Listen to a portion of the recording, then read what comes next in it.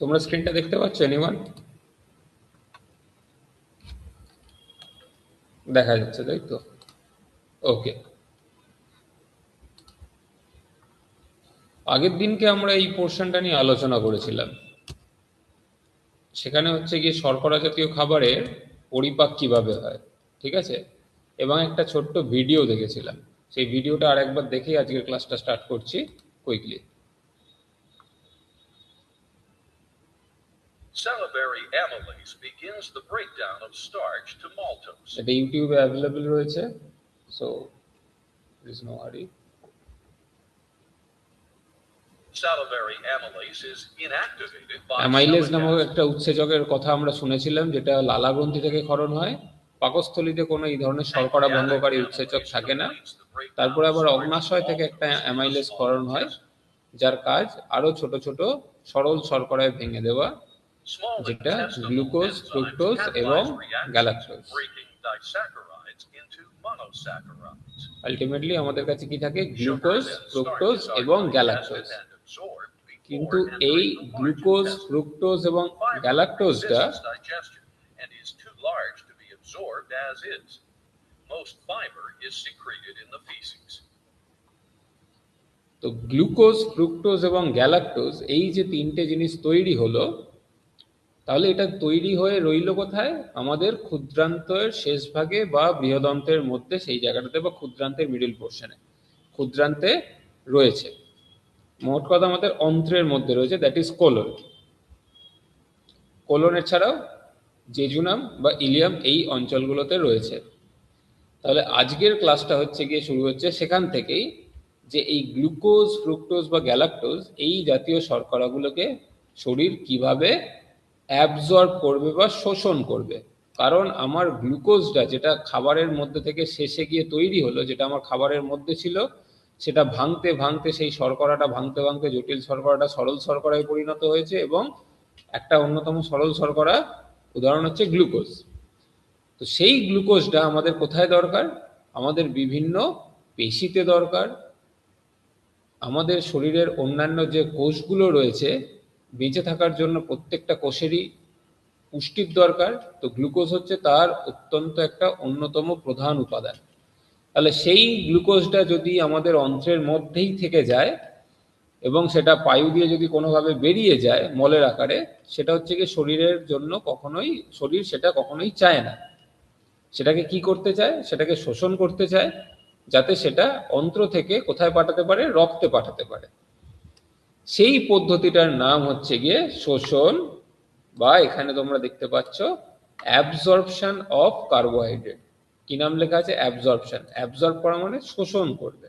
Of কাকে? কার্বোহাইড্রেটকে, মানে শর্করাকে। এই যে ছবিগুলো দেখতে পাচ্ছ, এগুলো হচ্ছে একটা একটা কোষ। এখানেও যে দ্বিস্তরীয় যে এক একটা গঠন তোমরা দেখতে পাচ্ছ, এই পোর্শনটা, এটাও হচ্ছে কি একটা কোষ। তার সাথে আর একটা উপরের দিকে কোষ জুড়ে রয়েছে, তার নিচের দিকে আর একটা কোষ জুড়ে রয়েছে। তো এরকম প্রত্যেকটা এক একটা কোষ রয়েছে। এটা কোথাকার কোষ? এটা আমাদের ডিওডিনাম এবং আপার জেজুনাম, জেজুনামের উপরের অংশের কোষগুলো হচ্ছে এরকম, যে ভিলাই ধরনের আঙুলের মতো যে কোষগুলো থাকে প্রজেকশন, তাতে গায়ে অজস্র এরকম কোষ থাকে।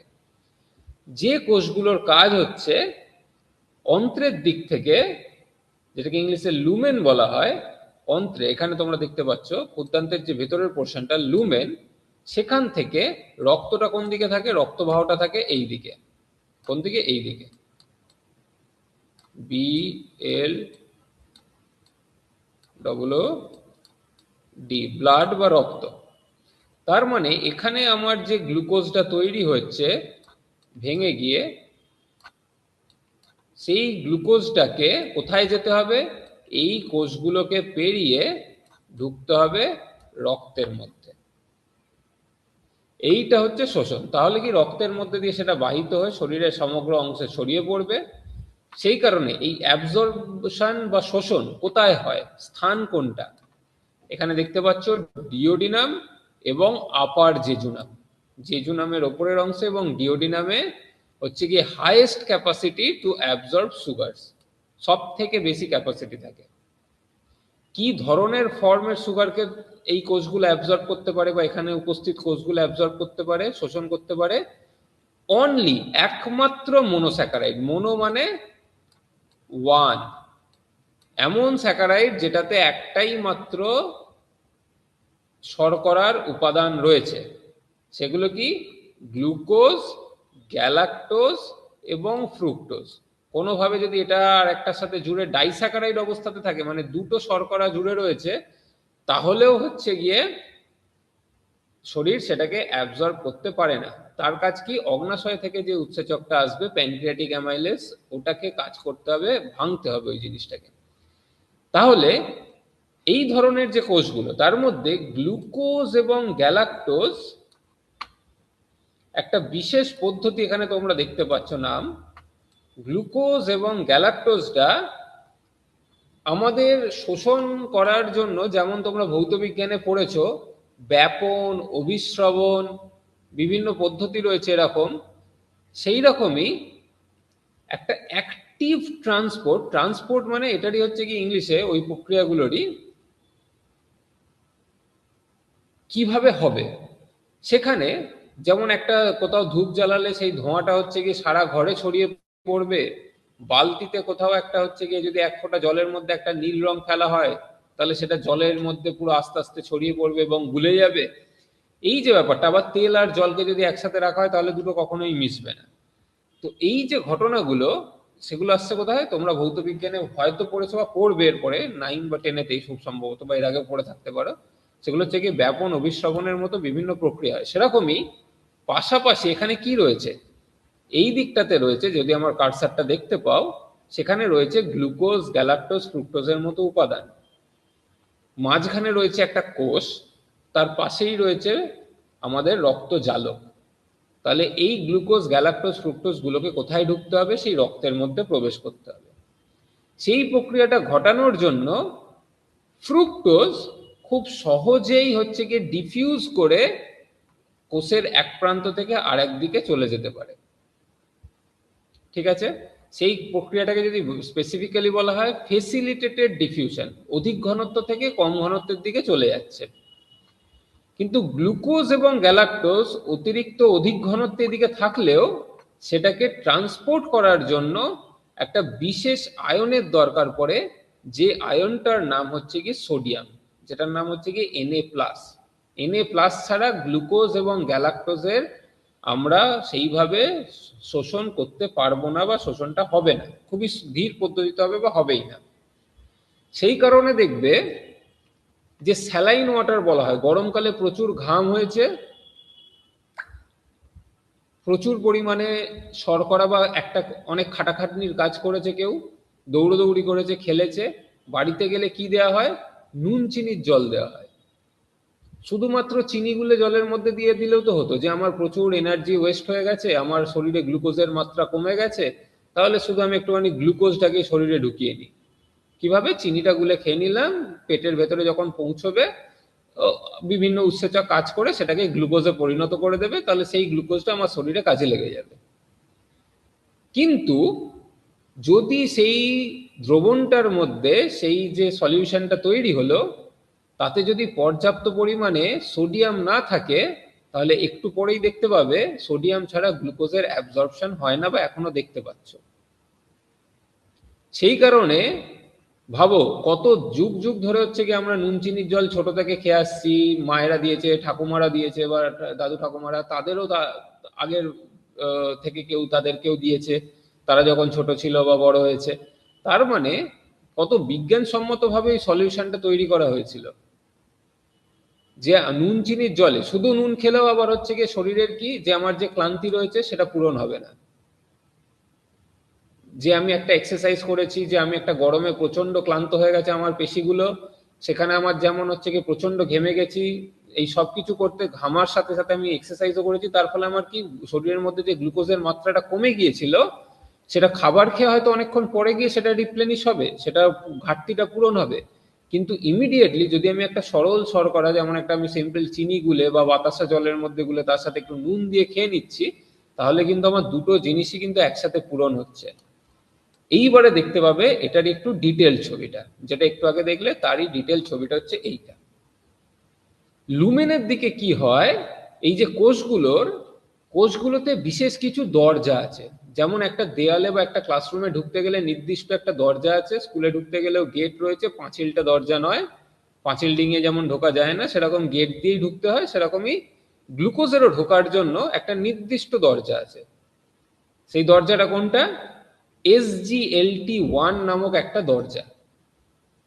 SGLT-র পুরো কথা কি?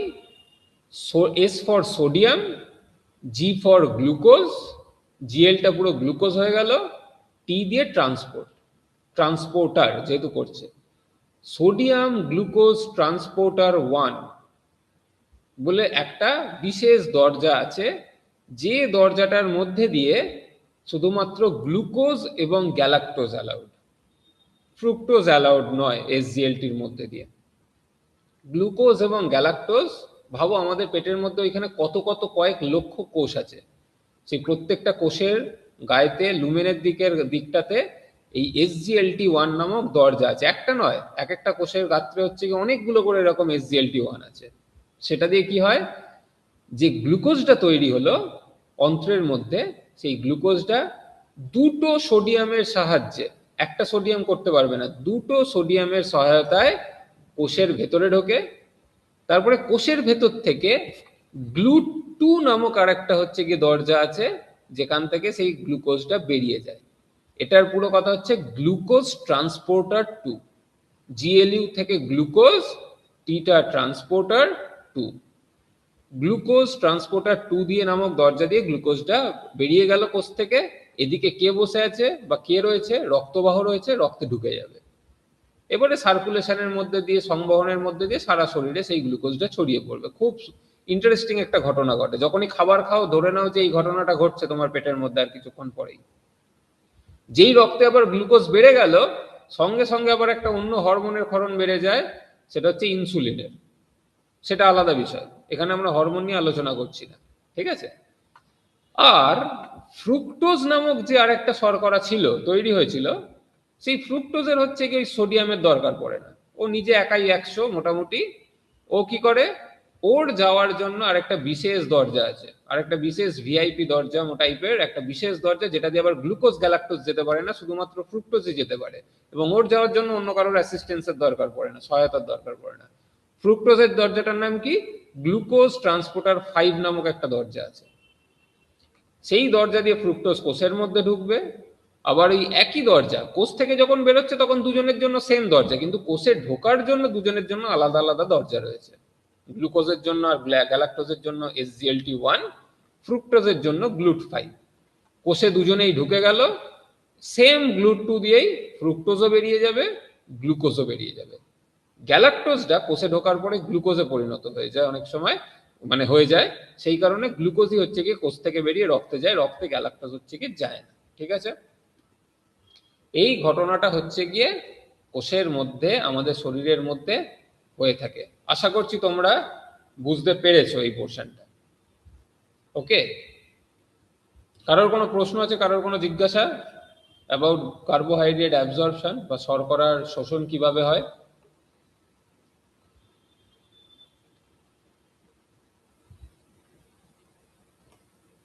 এইখানে যে এখানে দেখো কথাটা আরেকটা লেখা আছে, সেটা হচ্ছে ফেসিলিটেটেড ডিফিউশন। কেন ফেসিলিটেটেড ডিফিউশন? মানে বেশি ঘনত্ব থেকে কম ঘনত্বের দিকে চলে যাবে, কারণ এদিকে তো কম ঘনত্ব রয়েছে গ্লুকোজটার বা ফ্রুক্টোজটার, তো সেই কারণে এখানে যে আদান প্রদানটা হবে সেটা ফেসিলিটেটেড ডিফিউশন। কিন্তু প্রথমে ঢোকার জন্য যেহেতু সোডিয়ামের সাহায্য লাগছে, সোডিয়ামটা এনার্জি দিচ্ছে, তো সেই কারণে এটা হচ্ছে কি অ্যাক্টিভ ট্রান্সপোর্ট। সোডিয়ামের অনুপস্থিতিতে গ্লুকোজ এবং গ্যালাক্টোজ ভেতরে কিন্তু ঢুকতে পারবে না। সেই কারণে নুন চিনির জল হচ্ছে গিয়ে বেস্ট। কারণ বেস্ট কেন, বা খাবারের মধ্যেও দেখবে রান্নার সময় শুধু আমাদের টেস্টের জন্য নুন দেওয়া হয় না, বা খাবারের উপাদানের মধ্যেও কিছুটা পরিমাণে সোডিয়াম থাকে, কিন্তু তার সাথে আমরা কি করি, রান্নাতে আরেকটু সোডিয়াম দিয়ে দিই, যাতে খাবারটা যখন পেটেতে গিয়ে আলটিমেটলি ডিওডিনাম অঞ্চলে পৌঁছবে, আপার জেজুনামে পৌঁছবে, সেখানে যে সরল শর্করাগুলো রয়েছে সেইগুলোকে শোষণ করতে সাহায্য করে। শুধুমাত্র শর্করা শোষণে সোডিয়াম লাগে না, সোডিয়ামের আর একটা গুরুত্বপূর্ণ ভূমিকা রয়েছে। সোডিয়াম হচ্ছে গিয়ে বেশ কিছু অ্যামাইনো অ্যাসিড, যেটা আমরা আলোচনা করব পরের ক্লাসে, প্রোটিনের ভেঙে যে শেষ পদার্থটা তৈরি হয় সেটা হচ্ছে অ্যামাইনো অ্যাসিড। সেই অ্যামাইনো অ্যাসিড শোষণ করতে গেলেও সোডিয়ামের দরকার। কিন্তু তা সত্ত্বেও দেখবে যাদের হাই ব্লাড প্রেশার রয়েছে, বাড়িতে যদি কারোর থেকে থাকে, নুন খাওয়া একদম বারণ, বা প্রায় না খাওয়াই হচ্ছে গিয়ে তাদের জন্য বেস্ট, কারণ তাতে ব্লাড প্রেশারও বেড়ে যেতে পারে নুন বেশি খেলে। তো ঠিক একই রকম কিন্তু সেই কারণে কিন্তু মাত্রাতিরিক্ত একদম কিছুই নুন না নিলে, তাহলে কিন্তু কাঁচা নুন খেতে সেই কারণে আরো বেশি বারণ করা হয়, যে থালাতে যে এক্সট্রা নুনটা দেওয়া হয় কোনো অনুষ্ঠান বাড়িতে গেলে, বা বাড়িতেও বারবার নুন নিয়ে খাওয়াটাকে বারণ করা হয়। কিন্তু খাবারের মধ্যে তো অলরেডি সেখানে সোডিয়ামটাকে, নুনটাকে দিয়ে তার মধ্যে সোডিয়াম মিক্স করে দেওয়াই হয়েছে। এই এক্সট্রা সোডিয়ামটা অনেক সময় ব্লাড প্রেশার বাড়িয়ে দেয়, এবং ব্লাড প্রেশার বেড়ে গেলে বিভিন্ন ধরনের শারীরিক প্রক্রিয়া হচ্ছে কি বিঘ্নিত হবে। প্রেশার বেড়ে গেলে স্ট্রোক হওয়ার চান্স, যাদের হাই ব্লাড প্রেশার রয়েছে তাদের স্ট্রোক হওয়ার সম্ভাবনা খুব বেড়ে যায়। ঠিক আছে, মানে প্রেশার বেড়ে গেছে, ভেতরে বেশ কিছু মস্তিষ্কের ভেতরে বেশ যে ছোট্ট ছোট্ট সূক্ষ্ম সূক্ষ্ম ক্যাপিলারি গুলো থাকে, রক্তচালক গুলো, সেগুলো ফেটে যেতে পারে হঠাৎ করে ব্লাড প্রেশার বেড়ে যাওয়ার ফলে, অন্যতম একটা রিস্ক ফ্যাক্টর। তো সেই কারণে কি করে, সোডিয়ামটাকে কন্ট্রোল করতে বলা হয়, বেসিক্যালি বলে যে নুনটাকে হচ্ছে কি আপনি কম খাবেন। কিন্তু সোডিয়ামের আবার ইকুয়াল গুরুত্ব রয়েছে, সমান গুরুত্বপূর্ণ ভূমিকা রয়েছে, যেটা খাচ্ছ সেটাকে শোষণ করতে, সেটা হচ্ছে অ্যাবজর্পশন। কার? শর্করার এবং প্রোটিনের। প্রোটিনটা আমরা নেক্সট দিনকে দেখবো, ঠিক আছে? নেক্সট দিনকে আমরা প্রোটিনের ডাইজেশন কিভাবে হয়, কারণ এখন শুরু করলে অলরেডি এটা শোষণটা মানে আত্তীকরণটা বলা যাবে না, বা কিভাবে সেটা আর পরিপাক হচ্ছে সেটা বলা যাবে না, ঠিক আছে? তো আজকের মতো এই পর্যন্তই। একটু যদি স্কুলগুলো আগে জয়েন করে তাহলে we can start little early. Okay, thank you everyone. আজকের মতো এই পর্যন্তই, আর কিছু না। You can